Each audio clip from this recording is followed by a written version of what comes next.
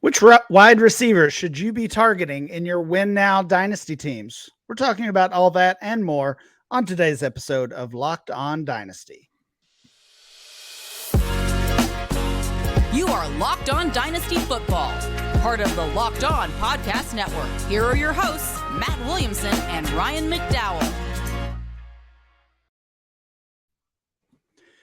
Welcome back to the Locked On Dynasty Football Podcast, part of the Locked On Podcast Network, your team every day. Thanks for making Locked On Dynasty your first listen every day.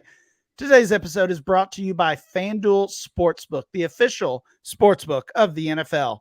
Make every moment more. Visit FanDuel.com/LockedOn today to get started. I'm your host, Ryan McDowell. You can follow me on Twitter at RyanMC23. Joining me, as always, is former NFL scout Matt Williamson. You can follow Matt on Twitter at WilliamsonNFL. Matt, I just refuse to say X. I'm just not going to call it X. I'm not going there yet. I'm still going to stick with Twitter. So they all know what we mean, I think. They stole my blue check mark off me. I'm not going to give them a little kind word. You got to pay up. You got to pay up. Yeah, not doing it. I don't blame you. We are talking wide receivers. We had a good conversation yesterday about running backs to target if you've got that win now strategy or win now team, I should say. We're going to focus on the wide receiver position today. And Matt, yesterday when we started talking running backs, we kind of talked big picture as far as how the strategy changes if you have that win now team.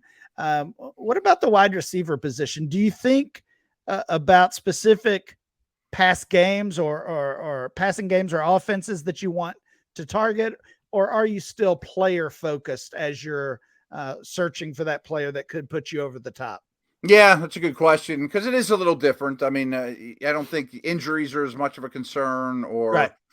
Touches or does he catch passes, that kind of thing. Like you look at running backs, is he going to get the goal line work? Is he going to get the high touch, the highest variance type of stuff? I don't know. I mean, there are so many receivers that I guess kind of the way I looked at it mostly was if he didn't. So I actually looked at it similar to yesterday's show. I picked one guy that is a first round redraft player that's not a first round dynasty player, and then I had a couple guys that I have. Mike Evans, question mark. Does that really fit my need? But I have two guys with exclamation points. Like, I really like those two that aren't super, super crazy expensive. But I also wonder how bad could these seasons go in Tampa, Arizona, the Rams, etc., or could they even get traded? We saw DeAndre Hopkins get moved. He was a question mark for me. D-Hop, question mark. So I guess that's the way I look at it, but I don't have as much criteria, I guess, with wide receivers as we talk through it as I do with running backs. Yeah, I think that makes sense for sure. Well, I'm going to get started today because I don't want you stealing my guys. We overlapped quite a bit yesterday, and I'm going to cheat as well. I'm going to start with two players. They are teammates. They are part of the same offense. We did talk about this offense yesterday as one we want a part of. It's the LA Chargers. Keenan Allen. Both those names on here. Keenan Allen and Mike Williams. I knew it. I thought after yesterday's conversation, we might agree on some of these guys as well. You look at Keenan Allen. He's the wide receiver 32 in DLF Dynasty ADP. Mike Williams down at wide receiver 41. Keenan Allen was a top 24 wide receiver in 70% of his games last year. I know you're always the one to quote our buddy Matt Harmon, so I'll beat you to the punch here. I heard a great pod that Matt did with Evan Silva last week. I believe that was last week, and talked about some concerns for Keenan Allen falling off, and certainly not one to doubt Harmon's opinion when it comes to wide receivers. But again, the production is still there. 70% of the time, he was the top 24 guy last year. We know he's still the focal point of this passing offense. We know we want pieces of this offense with Kellen Moore now in charge and Justin Herbert continuing to improve. And Mike Williams, you're getting a great discount on him. He was a wide receiver 31% of his games last year. So production like crazy. And that was even before Kellen Moore joined the fold. I'm excited about both of these guys. And honestly, I get even more excited when I look at the trade finder. Keenan Allen for 2 second-rounders. Keenan Allen for James Cook. Keenan Allen for Cam Akers. Yeah, all of those. Yeah. I want him. I do too. And it's funny, as you were talking there, I just wanted to pull up his reception perception Keenan Allen write-up, because there are some concerns, because he says things like, I'm talking about Matt Harmon. He says, reception perception shows Keenan Allen maybe in the first stages of his decline as a player. But all through this, he says he's got that old man's game where he declines slowly. And he finishes it up by saying, I still wouldn't rule out a 95 to 100 catch season out of Allen, and I totally agree. I mean, I don't think he's going to fall off a cliff. That's a good one. And people are hard on Mike Williams. And I think there's a misnomer that because Quentin Johnston is big and fast, that they think he's just the Mike Williams replacement. He doesn't really win the same way. He's much more of an after the catch guy. I mean, he's not the downfield big ball winner type that Williams is. I think the three receivers are pretty different overall. And again, with that win now mentality, I mean, that doesn't mean you have to ignore 2024 and beyond, but you're focused just on this year. What can these guys give me for this year? Matt, I've been playing a ton of underdog, and you look at underdog ADP, both Keenan Allen and Mike Williams are much, much higher in redraft ADP than they are here in Dynasty. So that's another kind of a cheat code when you're looking for these win now guys. Who has a much higher redraft ADP than Dynasty? Those are guys, if you're trying to identify other guys beyond the ones we'll talk about here this week, that's an easy way to do it. Matt, give us one of your guys. So I didn't think it was quite cheating saying Austin Eckler yesterday.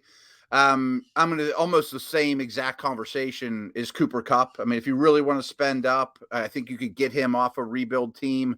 I thought about putting Devontae Adams in that same category. I just don't want anything to do with the Raiders offense, and I don't trust Jimmy at all.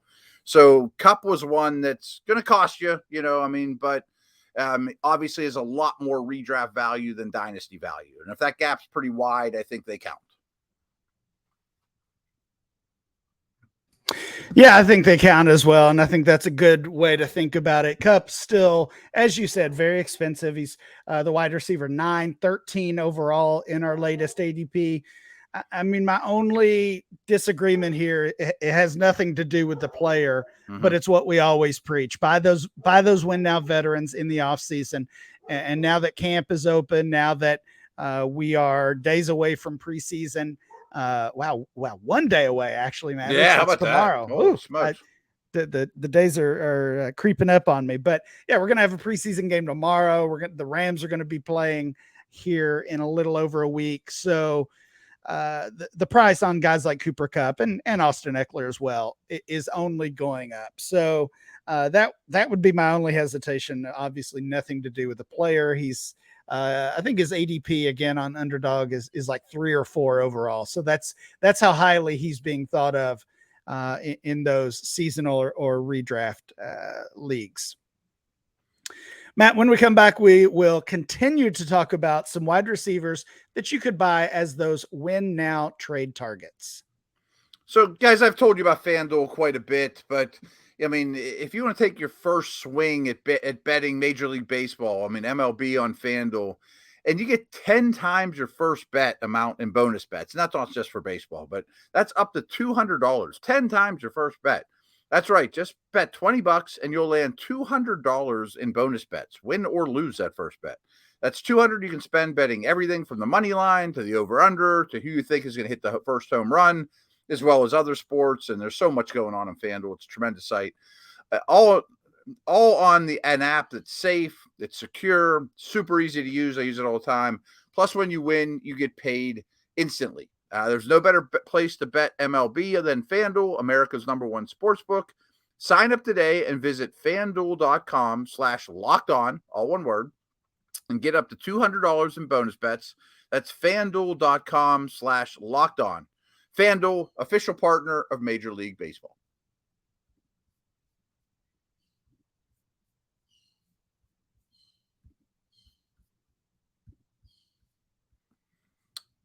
You're muted. We're talking win now trade targets from the wide receiver position today. Started that conversation with the Chargers duo of Mike Williams and Keenan Allen. Matt mentioned Cooper Kupp. He's has expensive taste still. I don't blame him for that one though. Matt, give us another wide receiver that you would be targeting in that win now dynasty situation. Well, I think we have to bring him up, and you already beat me to the punch on this one because you typed up the header on today's show, win now wide receiver trade targets, Tyler Lockett. And man, it feels like we have this conversation every year, and Tyler Lockett has been the focal point of this conversation for like 3 or 4 years running, and he just keeps producing and keeps getting cheaper. It's amazing. And he's one of the least respected players in fantasy by the media. Everyone thinks DK Metcalf's so much better and that this guy's on his last legs. You referenced Matt Harmon before. I listened to a podcast he was on recently where he reluctantly gave his top 10 wide receivers in football right now, and Lockett was number 10. I mean, DK Metcalf wasn't on the list. I mean, what he's doing time and time again is consistent. It's big plays. It moves the chains. Say what you want about Geno. He was the most accurate quarterback in the league. I know they drafted Smith-Njigba. I don't really care. I mean, I think this is a phenomenal football player that I mentioned some of the guys I had exclamation marks, some guys I had question marks. So I just had huge exclamation marks on Lockett. I mean, he's like the prototype for this conversation. I mentioned Warren Sharp's book yesterday. Some great information in there. We had Scott Barrett on a couple weeks ago, and he was talking about their new endeavor over at Fantasy Points, the Fantasy Points stat suite. Tons of information. I mean, the deepest, as deep as you can go in the data, the analytics, the numbers, all of that. Sometimes it's just really simple. And with Tyler Lockett, it's really simple. We're 8 years into his career now. He's missed 2 games. 2. He had his past 5 years, wide receiver 13, wide receiver 16, wide receiver 8, wide receiver 13, and wide receiver 16. So that's kind of all you need to know about Tyler Lockett. But, he's pretty cheap to acquire in Dynasty as well.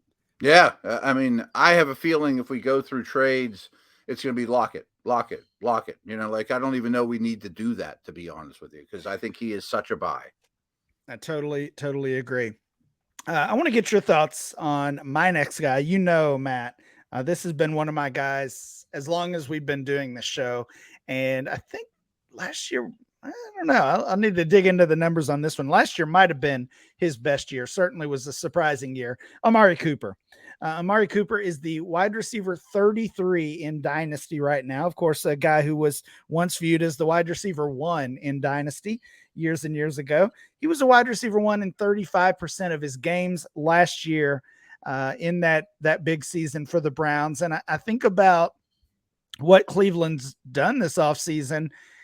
And I mean, they added some weapons, certainly, and the big trade for Elijah Moore, most notably. But now we're going to get a full season of Deshaun Watson. I know there's still some reason to doubt out there, but I think in general we're expecting him to show that he's knocked off the rust, and if not back to what he was years ago, at least certainly much better than what we saw in the back half of last season. So why can't Amari Cooper just do that again, what he did last year?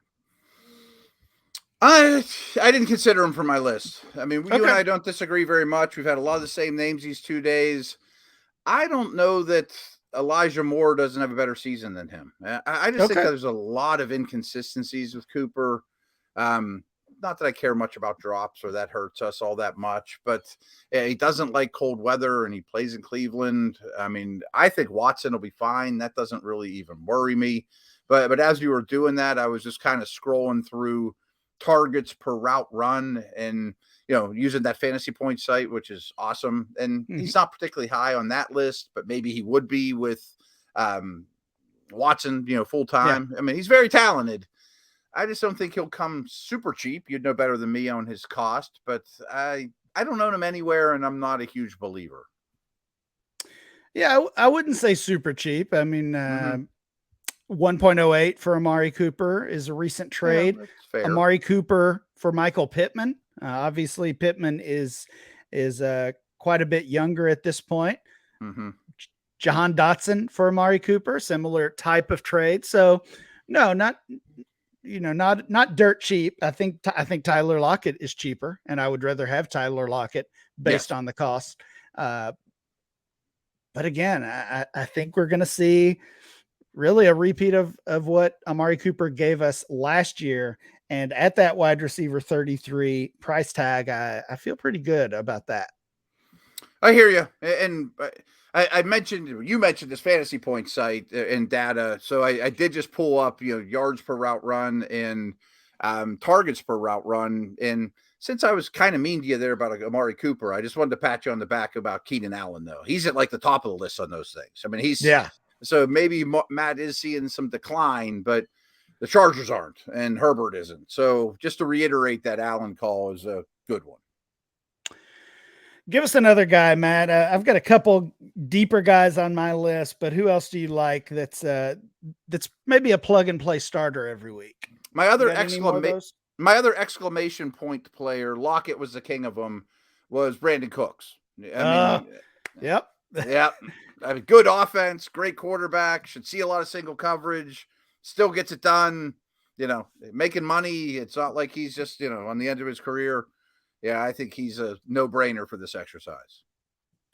I think Cooks, man, what a rough year last year. Some injuries, certainly some frustration with that Houston Texans offense and his role on it, and essentially seemingly went AWOL there for part of the season. But now, I mean, being able to shift to the wide receiver 2 role in this Dallas offense, right? Love the discount you're getting on him. Wide receiver 48 in our ADP, and the trades are even better. Brandon Cooks for Noah Fant. Brandon Cooks for Alec Pierce. Is that serious? These are serious. No, Cooks for Fant. Cooks for Alec Pierce. Cooks and a couple of late round picks for Kadarius Toney. Yeah. I mean, I'd rather have Cooks and Toney this year, I think. I certainly would. Yeah. Yeah. I mean, just for this year. Cooks and the 212 for the 2.06. So you've got to trade Brandon Cooks just to move up 6 picks in the second.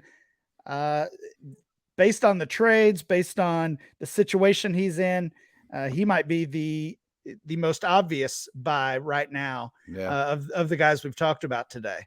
I'd say him and Lockett and Allen are running away with that title, We talked about a couple of those deeper names yesterday. We're going to get to those types of wide receivers right after this.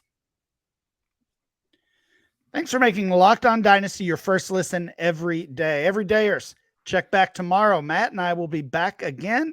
We'll be talking about those win now tight end targets that can help you bring home a title this season. All right, Matt, we're talking wide receivers today. Let's finish up that conversation. We've had some good discussions so far. Brandon Cooks, Tyler Lockett. We like those Chargers. I like Amari Cooper. You mentioned the name Mike Evans earlier, and I think you said you had a question mark by him. I think he's a guy that we saw some decline from last season, even though the Bucs threw it a million times, right? And now we and Mike Evans, most notably, is going to deal with Baker Mayfield instead of Tom Brady. So we've really seen a value hit for Mike Evans. He's down to wide receiver 39 in our ADP. What are your thoughts on him this year? Yeah, I mean, he gets 1,000 yards every year, and that's even the kind of streak that if their season's shot, they might just keep artificially feeding him and things like that, which is good for us. And he scores touchdowns. And I kind of, since you brought him up, I wanted to bring up Chris Godwin too. I think both those guys are cheaper than their talent suggests. And if they're in any other situation or most other situations, their value would go up. Could one of those guys get traded? I think that's not crazy talk, into a contender or something like that. So they were both question marks to me. They're okay. I mean, I think in if you look at it, like, are they top 36 receivers this year for redraft? I think that answer is absolutely yes. I have a list here. I got them listed 30 and 32, so they're useful, and I would pay more for Godwin than Evans. I think everybody would. Yes. Yeah. Yeah, but you said what, 30 and 32 there? I mean, that's not much of a gap between that. Again, Evans is the wide receiver 39 in Dynasty ADP. Godwin is a wide receiver 25, so actually a little bit higher maybe than you have him, which makes sense. A little bit younger than Mike Evans as well. You're hoping Godwin gets a good receiver or good quarterback next year, Sure. Right. Yeah. And that doesn't help for this. It really feels a little bit. I think I heard somebody else make this comparison. Maybe that's why it's in the back of my mind. Forgive me. I don't know who it was, but it feels like the Bucs are a little bit like this year's Seahawks, that they've got those two established wide receivers that we know we like, but we have so many concerns about the quarterback that we're letting those talented wideouts drop in value and in ADP. And maybe that's what's happening here. I don't think Baker Mayfield is going to be the next Geno, but I didn't think Geno was going to play that way either. Really, pretty much none of us did. But I do think we're undervaluing really both Buccaneers wide receivers, especially from that win now standpoint. Digging even deeper, and I mean way deep here, like Adam Thielen. Adam Thielen, wide receiver 71, and way deep outside of the top 100 wide receivers. Richie James is wide receiver 107. Oh, I've been picking him up left and right. Yeah, I think he plays a role, maybe even a significant role for the Chiefs this year. I can't believe he's outside of the top 100 wide receivers. Now, he's not a guy that you can obviously start every week, but he could possibly get there. He could pop. Yeah. Yep. I mean, I'm not sure he fits this conversation as much as some of these older dudes, I mean, I think he's just stash him, just go get him if you can, get him in a throw in trade, whatever. I glad you brought him up. Real similar to Thielen. What about Robert Woods for nothing? Yeah. I mean, yeah, I nearly put him on my list as well. I just feel like we have seen the decline from Robert Woods. So that's ultimately why I left him off my list.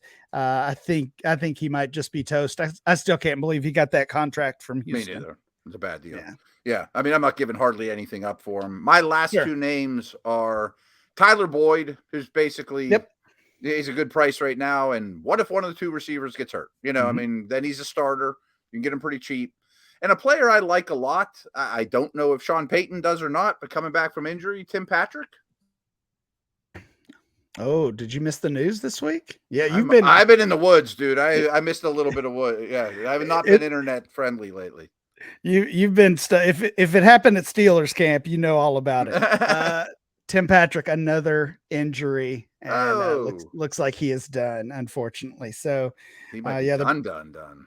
Yeah, over 30 years old, back-to-back season-ending injuries. I mean, gosh, it's scratch that. Yeah. You really, obviously, you hate to see that. Man, those are the situations where you're able to put yourself in that player's shoes and think, my gosh, I worked all year for this, and now it's gone again. So, oh well, yeah. Sorry. No, I mean, do you think it? Does that open something for Hamler? All those guys are kind of young. I mean, Sutton might qualify for this conversation. Right. Yeah. It's are we totally out on Sutton? And we're talking about those win now veteran types, but maybe that gives Marvin Mims a chance. So yeah, rough week for the Broncos wide receivers for sure. So on that note, we're going to wrap it up today. Sad note. Sorry. I didn't know. Please make sure you download and subscribe or follow for free on YouTube or wherever you get your podcast. Remember to follow the show at Locked On Dynasty. Follow Matt at Williamson NFL, and I'm Ryan MC23. We'll be back next time with more Locked On Dynasty.